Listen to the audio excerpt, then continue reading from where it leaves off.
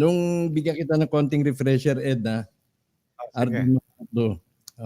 Nung wala ka, ako yung nag-research. At siguro napanood mo yung episode tungkol kay Mr. Ramon Ang. Yeah, yun. Nakita ko nga yun. Okay. Now, ang nakakamangha kay Mr. Ramon Ang is that marami siyang pera. Taga San Miguel siya. Pero pag tinanong mo yung San Miguel, as a corporation, tila hindi nila alam kung saan kukuha ng pera. Pero pag tinanong mo si Ramon Ang, alam niya kung saan kukuha ng pera. Ang budget is about 1 trillion pesos para to build the Bulacan Airport. Tapos ino-offer din niya gawin yung Guimaras Iloilo Bridge. Kung saan niya kukunin yung pera, siya na lang nakakaalam nun. Even si Secretary Dominguez, tinatanong din niya. Maybe the concern of Secretary Dominguez is not really to determine where the money will come in from. Pero siguro ang concern niya yung impact kapag bumuhos yung pera na mag-circulate sa economy natin, magkaroon dito ng repercussion na maging negative. Kasi nga, siyempre, ang money supply is like water supply, di ba? The more water, the more places it will go. Ha? The more places it will go. Kahit saang sulok, pupunta yun. Magpipermeate, no? Magpipermeate. Pero it's not always a good indication na magiging healthy yung economy later on. Particular kung kasi pag maraming tubig, Tony, flood yan. Flood yun. Kaya ito, di ba? Yeah. So ito yung masama ka. Hindi natin kasi magkakaroon ng disruption sa economy, sa takbo ng economy, more money supply, unaccounted. Lahat yan kalkulado, di ba, Ed? Tinuruan tayo sa eskwela na maglalabas ng central bank, kaya nga may central bank para yun ang mag-project, magkaroon ng projection, tama yung money supply according dun sa economic activity. They have to balance they have to balance within the principles of the law of supply and demand. Correct. Otherwise, magkakaroon ng inflation o hyperinflation, masama, or deflation, which is also masama. Right.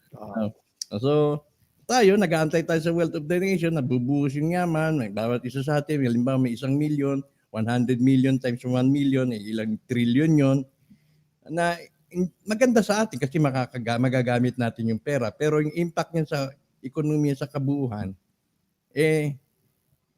hindi natin masabi kung hanggang saan kasi maghahabol yung ekonomiya dahil merong artificial injection ng pera, correct? Correct. Meron akong kwento dyan tungkol kay Ramon Ang, Tony. Sige, go. I used to work in, alam mo, nasa Surigao Sur ako noon, nagtrabaho. Mm-hmm. And then when I left the company in 1994, parang timely yung paglipat ko dito sa Maynila kasi nalaman ko ngayon na binili ng Valderrama ang PICOP, ang Paper Resource Corporation. Paper Industries Corporation of the Philippines. Paper Industries Corporation of the Philippines. Nung binili ng Valderrama, naging Paper Resource Corporation.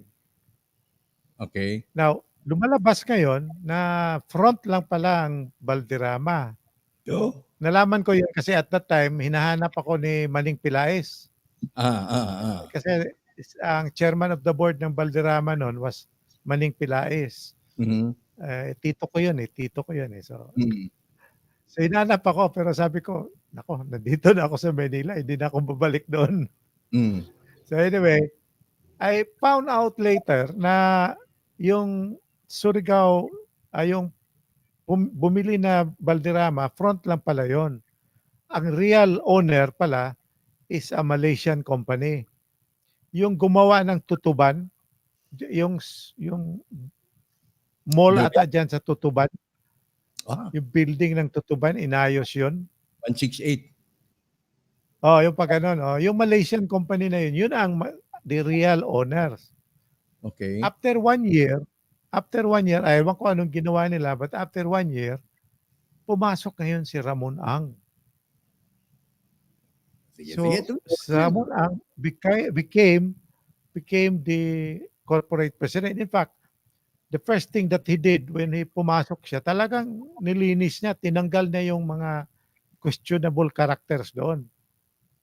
No? From the top down. Now, ang naging resident manager was yung ka-level ko, kapareho ko na rank ko, was the AVP for human resources. I was the director for industrial relations. Yun ang trabaho ko doon.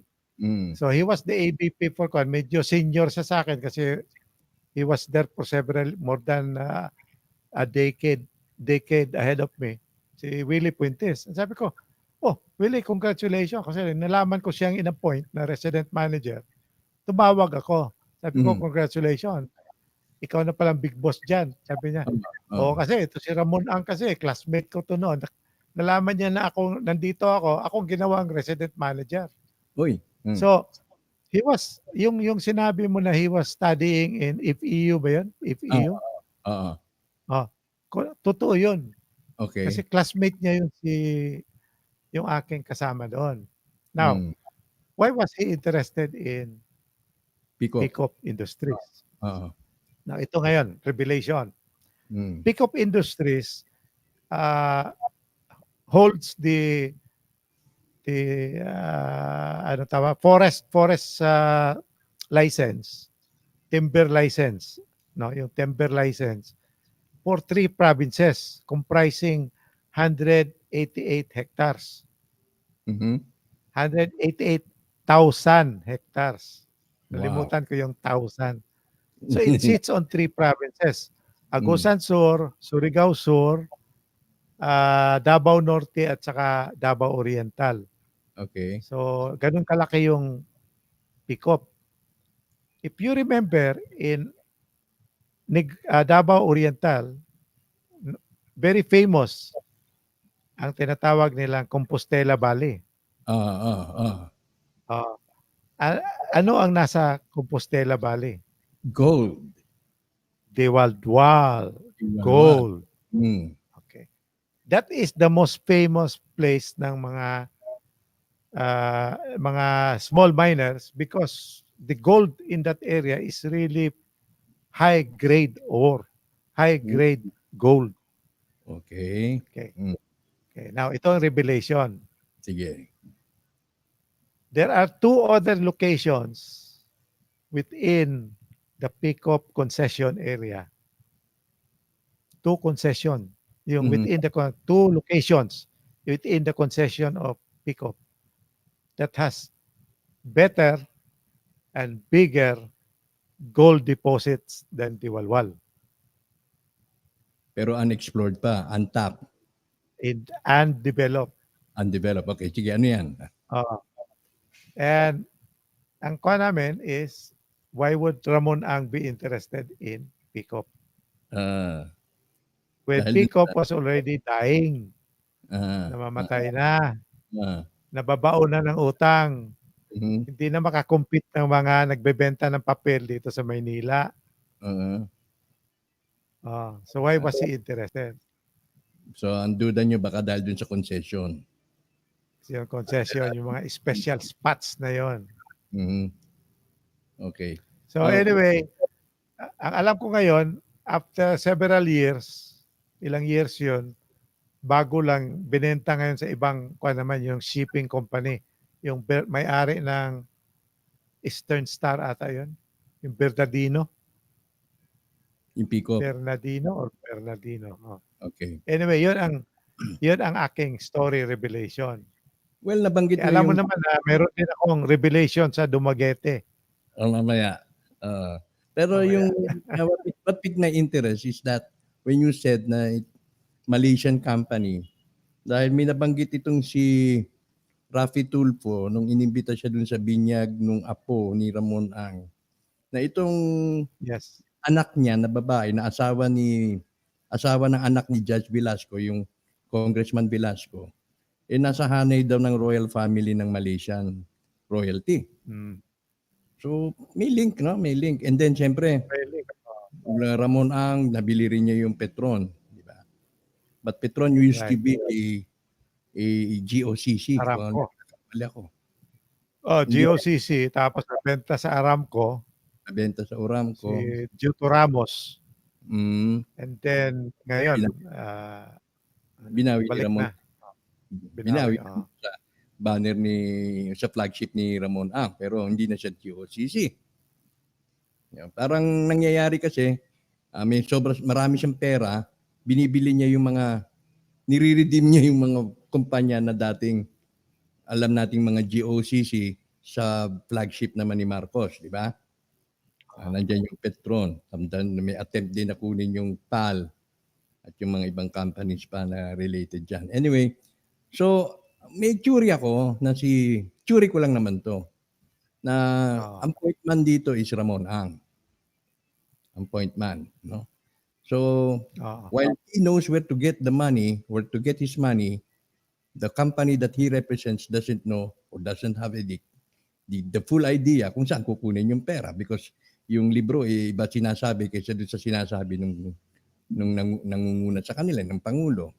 Now, habang sa pinag-aaralan natin ito, Ed, nung last episode ko sa WOTN, pinakita ko doon yung link ng mga link at yung influence ng wealthy Chinese families na nakabase rito sa Pilipinas noong nagkakaroon ng reform sa China, from Imperial China to Democratic China hanggang sa naging Communist China. But much of the influential Chinese were based in the Philippines and then down south, papunta sa Malaysia, Singapore at sa Indonesia. Now, napag-usapan din doon tungkol dun sa mga certificate na in-issue noong 1934. Teka ha. Yan. Yan yung 1934 na certificate dated issued by the Treasury Department of the Treasury on April 22, 1934, Washington DC. Pirmado ito ni Henry Montague, tawag nito, kalimutan ko na. Morgenthau Jr. at nitong treasurer noon is Alexander Julian. So accurate yung nandiyan dyan sa datos, accurate dun din sa no? Nangyari kasi, Ed, ito yung mga inisyu ng Amerika doon sa mga nagpautang sa kanila ng ginto. Okay? Now, nagkataon nung i-redeem na, papapalitan na sa Amerika, nagkaroon na ng stonewalling. Ibig sabihin, hindi na pinansin. Ayaw nang i-exchange. Ayaw nang palitan. Ayaw nang i-honor. Yan, that's right. That's the right term. So, siyempre, gagamitin nga ito for humanity daw, no? Para sa development, para sa buong bansa, i-redistribute. Para magkaroon ng economic stimulation sa mga naghihirap na bansa. Now, dumating sa akin kanina, sa kapapanood ko ng ibang mga YouTube na bigla na lang binibigay, dumating sa balita ko na nag-imprenta pala yung Chinese ng China ng ilang trillion of dollars. Paki-explain mo nga sa akin yan. 51. 51. The Chinese government printed or the central bank, ewan ko kung tawag ba niyan, Central Bank of the Chinese, printed 51 trillion. I'm not confused now whether it's dollars or yuan, pero it is more than, I think it is 51 trillion dollars because it is more than the total GDP of the whole world combined together. And they are using these dollars ngayon to prop up their economy because naiipit nga sila because of this trade war na pinapabayad sila ng import duties ng ilang billions of pesos. Pero yung Chinese ngayon, nagprinta ng dollars, and the implication of that is that they are buying and they have been buying yung surplus ng tinatawag na trade imbalance na mas malaki yung kita nila kaysa Amerikano. Ginagamit nila yan to buy stocks, land in the US, mga properties. So you'll be surprised to find out later na marami sa mga big companies, high-tech companies, and even those who are considered to be critical or strategic companies are partly owned by the Chinese, especially yung mga advanced technology. So yan ang tinatakutan nila ngayon. The American military strategies are now quite in a quandary what to do with this. So lately, I understand that si Trump is doing a study and most probably will be coming out with an executive order requiring all of these investors to declare themselves. So lahat ng mga investor ngayon sa stock exchange, we might be required now to divulge yung financial profile nila, financial board profile, sino yung mga members, saan galing yung mga investment monies na pumapasok. That's So, right. that is one of the possibilities that will be happening in the US. Correct. Imagine, no? Kung I think ang nangyari, nagprint sila ng RMB, yung Chinese currency, yuan. And then yung yuan, ginamit nila yung para bumili ng maraming dollar. And then, yung dumping, ibig sabihin ng dump, dinala nila sa iba't ibang bansa. I think Africa was one of the recipients of that dump dollar. Ano? At, yung dumarating ngayon dito, darating dito sa Pilipinas, parte yan ng dump dollar. Now, ito ngayon, ang masaya. Ito yung akin lamang tong tsurya. Of course, nagsisirculate na yung issue na yan na tungkol dun sa printing of $50 trillion, no? So nagkaroon na nga ng imbalance. Siyempre, kapag ikaw ay nagprenta ng sarili mong currency, hindi kontrolado ng makakalusot, hindi na nakokontrolado ng Federal Reserve o nung tinatawag na Bank of International Settlement or et cetera, kung ano pa yung mga IMF na yan, yun ang silently ginamit nila para maka-acquire ng maraming dollars. It dawned upon me na yung development sa China, meron ding isang website na napanood ko sa YouTube. Ito yung kanyang presentation. It's great to make wealth in China, sabi niya. Itong hindi ko pala na Sorry, hindi ko pa tapos to. Money making, kung gagawa ka raw ng kayamanan, gusto mong magpayaman, doon ka raw sa China magpayaman, sabi Ed. Kasi nga, Shenzhen, China, Shenzhen. For example, in Shenzhen, China, yung progreso, dati maliit na city lang yon, pero ngayon, puro high-rise yung nandoon at talaga yung landscape ay totally nagbago. Dahil nga, umapaw daw yung capital. No? And then yung Beijing, hindi na rin daw yung tulad ng dati.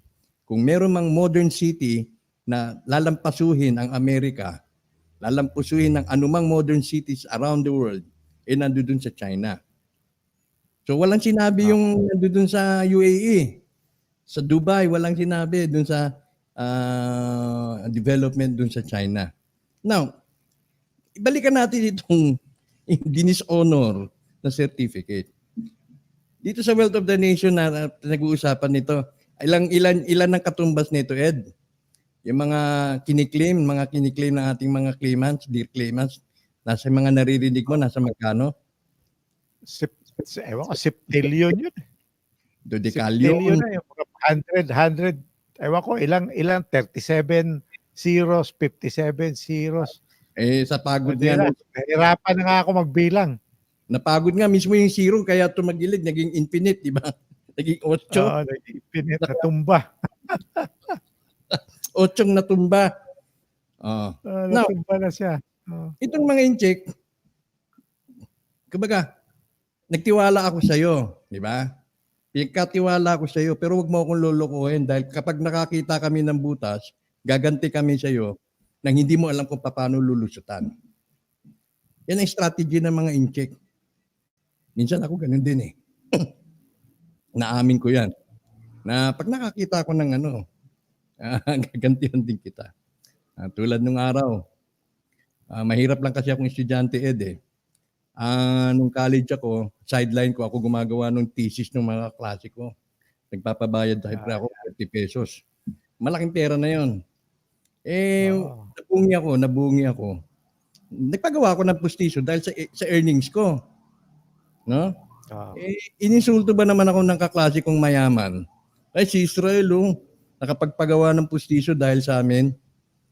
Ininsulto ko.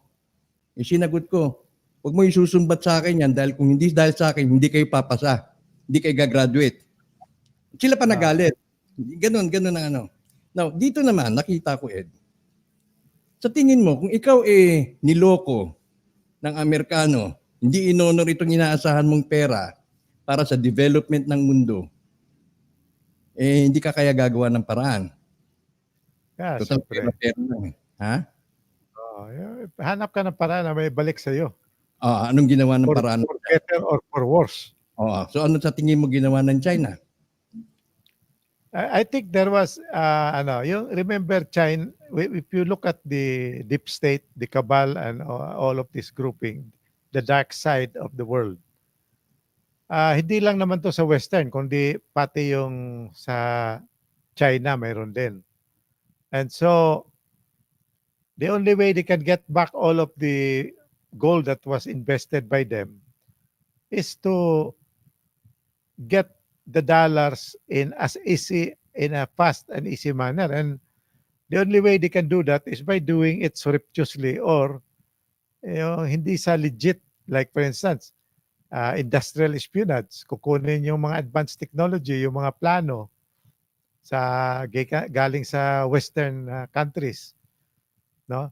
Yung ang government ng China, what they do is they subsidize the different countries, the different organizations, corporations ng China to such an extent that they can underprice or reduce the prices of their goods. Okay. So the tendency is to flood the world, not only the US but the world of all their cheap products. Tayo ngayon, only as far as 10 years ago, pag sabihin mo Chinese product, tatawanan mo lang . Pero ngayon, they are already starting to be at par. Kasi marami sa mga ginagawa nila, for instance, kung gusto mong, nandun nga, sabi nila, cheap labor, raw material, dami-daming raw material na mura ang cost. A lot of the companies, tapos binibigyan sila ng incentive to go to and put their manufacturing plants in China. Yun ang galit si Trump. Bakit nawawalan kami ng trabaho dahil sinisira yung mga factories sa US? Kailangan maibalik yung factories. Anyway, the point is, if a corporation goes to China, one of the requirements of them for them to be able to set up business there is to share their technology. Kaya maraming mga nangyayari dyan sa China na sinishare mo yung technology, pagkatapos yung technology na sinishare mo, remember, all corporations in China are also either wholly owned or partly owned by the Chinese government. And we're talking of the Communist Party of the People's Republic, People's Republic of China, yung CPP ba yun? Communist Party. Communist Party of China. Party nila. So, they require this government requires these businesses, foreign investors, to share their technology. And then what they do is yung local partners, sinishare din nila yung technology sa mga wholly owned corporation na talagang local Chinese. Ano lumalabas? Kaya makikita mo ngayon, pareho niyang, there was one time, nakabili ako ng, yung parang Rolex na watch. And the funny thing is, kahit matagal na yung Rolex watch na yun, talaga parang tunay. So it might be that it is made in China, pero ang quality was like the Rolex. Hindi lang pinangalan ng Rolex, but it looks, feels, works like a Rolex watch. Hindi mo mahalata na kung tingnan mo sa malayo, akala mo Rolex, pero wala pangalang Rolex. ang pangalan nun Leroy. Ewan ko ano pangalan mo, Lexro, sabi pa ni Mayor Ang relo Isko. ni Rolex, ang relo ni Rolex. Leroy. Anyway, ang akin Ang naman ni Leroy ay Rolex. Yeah, Leroy yun, Leroy. Now, ang akin naman nito ganito Ang kapalit ng bonds na to, ang kapalit ng yan, di ba, pera? Pera lang Babayaran ka in cash, o babayaran ka in dollars, di ba? Now, or in gold. Ngayon, Como hindi na ibinalik yung ginto hindi na ibinalik yung ginto, papalitan na lang yan ng pera at yung pera gagamitin para sa humanitarian development, para sa makaahon naman sa kahirapan ng mga tao. Okay? Nung nag-mature ito, siguro 1990, kasi 60 years, halimbawa, 50 years plus 10 years na grace period, mga late 90s, magmamature na siya. Hindi nga nagkaunsihan na. Hindi na sila inonor ng kabal, ng banking kabal. So, paano nag-retaliate ang China nito ngayon?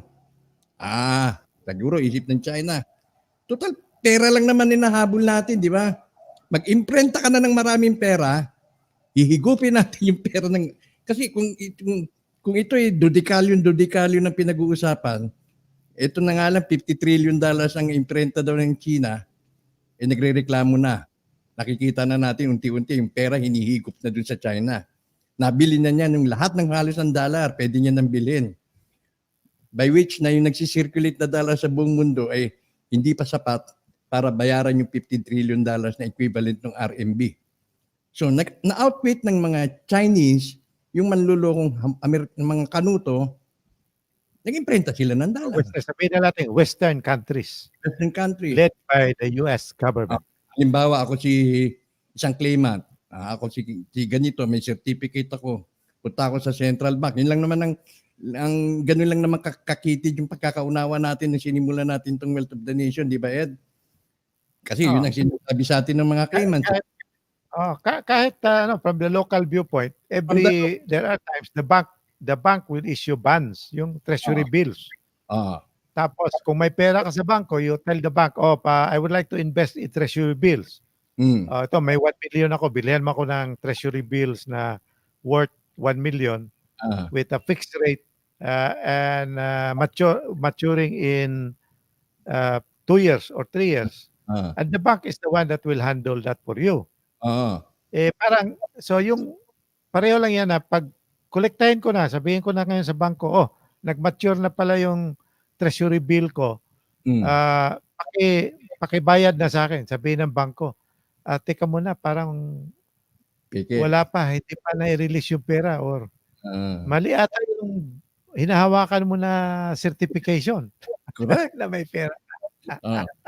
So anong gagawin ko? Di ba? Ayaw mong ibigay. File ka na kaso. File ka kaso kung wala rin mangyayari kasi nga kung ano sinabi ng bangko, yun ang binibigyan ng weight sa Kasi nga, sabi niya, na itanim sa isipan natin in banks we trust, di ba? Kasi ang puhunan ng bangko yung tiwala ng tao. So akalang ganun yung palang mandarambong. Anong gagawin ko? Kung may influence lang din ako nasa gobyerno ko, bubulungan ko na lang yung mag-imprenta ka ng pera, total pera ko to, hindi binayaran Sino pa makakaalam? So yun na ngayon gagastusin ko. Yun ngayon ang gagastusin ko.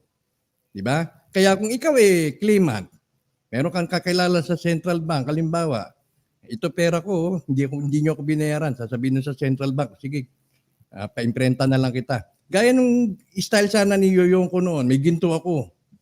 Hindi ko ma-convert, papa-imprenta na tayo ng cash, magpa-imprenta na tayo ng pera. Hindi ko ma-convert, gagawa tayo ng system of exchange natin, back up ng dollar ng ginto ko. Which is logically applicable, di ba? So dito sa situation na to, nakikita ko, gumanti lang yung China. Hindi nyo binayaran to, di gagawa kami ng paraan na as if na binayaran mo kami, mag-iimprenta kami ng pera na hindi niyo makikita. Na nakapag-imprenta sila ng pera, unti-unti, binili nila yung dollar.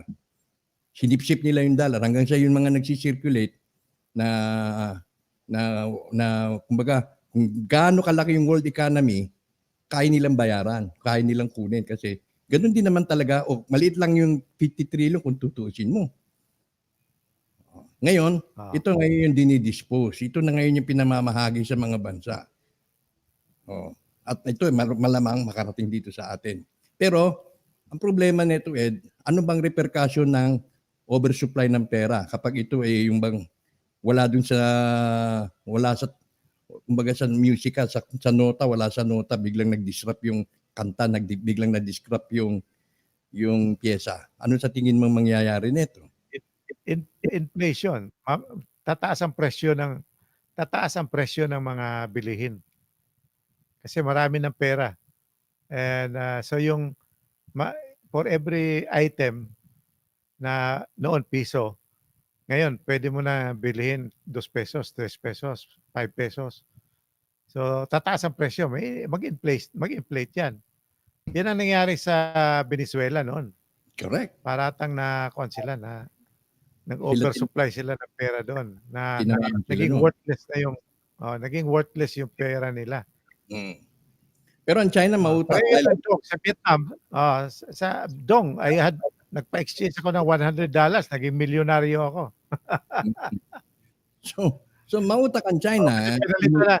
$100 pinalitan ng 1.5 million Dong. So mautak ang China, ginamit nila yung pera para ma-improve yung infrastructure nila, hindi halata. No, ngayon malaki na sila, nakakabili na sila ng mga technology, sa kanila na pala pinambibili nila ng stock, pinambibili nila ng kumpanya. Ngayon yata isa sa major port dun sa California, dun sa USA, ngayon lang nila na-discoveryhan at pag-aari na pala ng mga incheck. And then doon nga yung pera eh. Yeah. The same effect sa Sri Lanka. Sa Sri Lanka. Sa Sri Lanka. Yung effect na to, yung effect na nangyayari ngayon, yung phenomenal growth ng China, etc. The same effect din kung na-claim natin itong mga ganitong bonds. Kung niloko mo kami, hindi mo kami binayaran, sige, gaganti kami. Total, pera lang naman din yung tutubusin namin eh. Mag-imprenta na lang kami ng aming pera as if na binayaran mo kami a fraction of our claim. Ngayon, ito, nadiskubrihan na. Nadiskubrihan na. Kaya ito ngayon ang critical moment. Paano pag nakikita na ngayon na nag-tilt na yung economy, nag-tilt na yung world economy, hindi lang naman bansang Amerika yan, kundi buong mundo. Pati kasama yung ibang mga big players, wala nang pera dahil napunta na sa China. Hinigop niya na dahil dun sa 50 trillion na yon, na higit pa sa world supply na nagsisirculate sa buong mundo. Dahil nga doon sa pag-imprenta nila, halimbawa ng RMB, pinambili ng mga world currencies, by which na kung binayaran lang sana sila ng mahusay, ganun din ang magiging epekto. See? Mahusay. The problem kasi is that there are two ideologies working in this world. The West and the East. Different ideology sila. And the West would like to dominate in other words, they want to be the king of the pile. No? They want to be the king of the ano ba yan? Yung buhangin. Yung isang hill na puro buhangin. Yan nga, pag buhangin yun, wala foundation yan. So, they would like to take hold of that. Pero ngayon, nagsishift towards the east ngayon. The economic power of the world is now shifting towards China. So that is what Trump is trying to avoid. Oo. Wala na to, parang too late to avoid ito eh.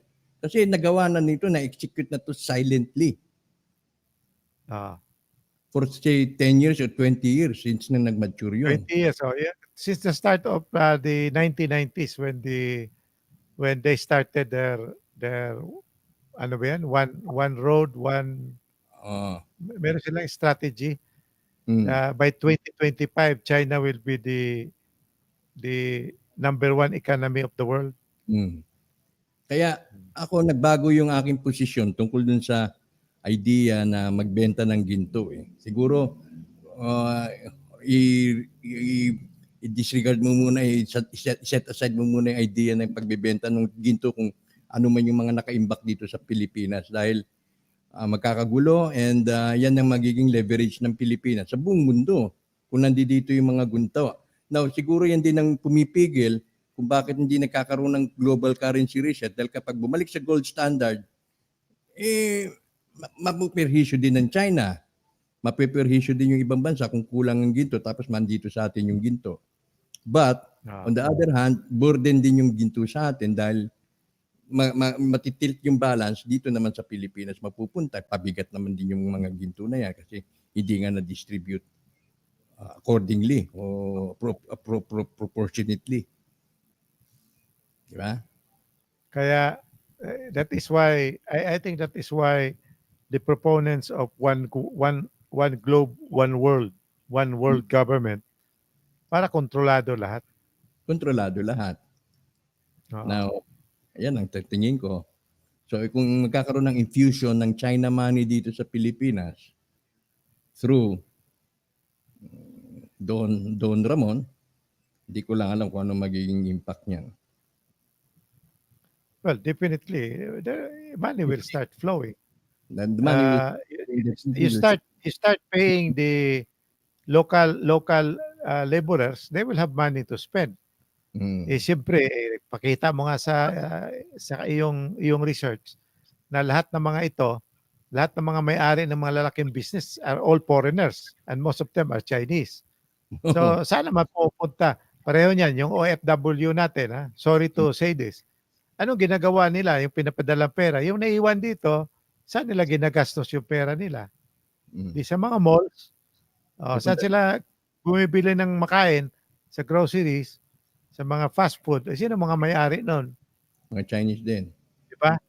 So the money goes to, the money is, sabihin natin, the money is released by the Chinese and goes back to the Chinese. Diba? Cement factory. So, malaki construction. Tulay, build. Anong kailangan?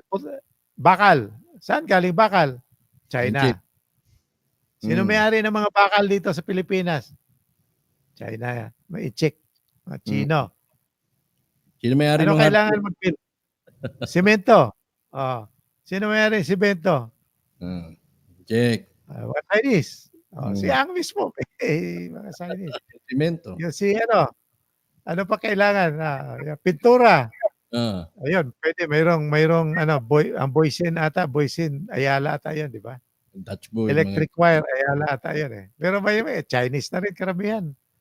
Majority are still Chinese. So, the Chinese release, we spend, it goes back to them. That's right. May kita pa sila. Kasi siyempre may profit.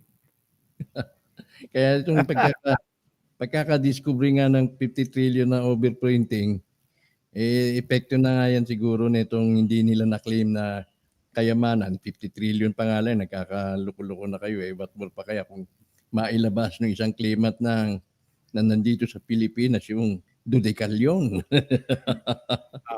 Ang sinasabi kasi ng Western government, yung yuan is undervalued.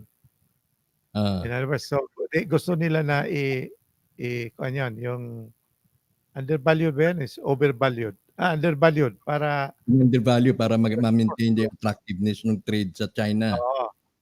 So kaya nga the US government and the Western are imposing tariffs para tataas yung presyo. Pero ngayon, imbes na trade, parang sa front nila, sa front ng issue yung trade war, but behind it, palagay ko yung currency manipulation, mas may bearing yan. Yan. Everything revolves around money. Tsaka binibiro mo sa Amerika daw, yung mga bangko nangungutang overnight sa Federal Reserve.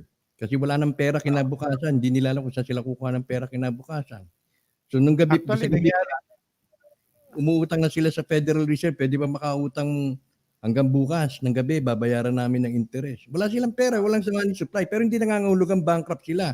Kundi na-siphon nga yung pera doon sa kung saan galing yung doon sa China. I mean, yung dahil doon sa pagpapa-imprenta ng RMB ng China. Na-siphon yung pera. Once you import from China, you have to pay China in dollars.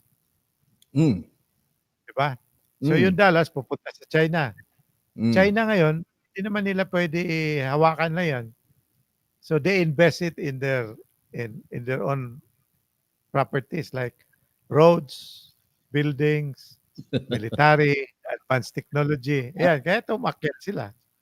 Nagamit Isa nila galing yun. yung mga and then to start off their industries, bibili sila ng mga factories, industrial plants from the western countries, from Germany, from France, from Italy, gano'n. Gamit yung Bili dollar, di sila ba? ng mga factory machineries.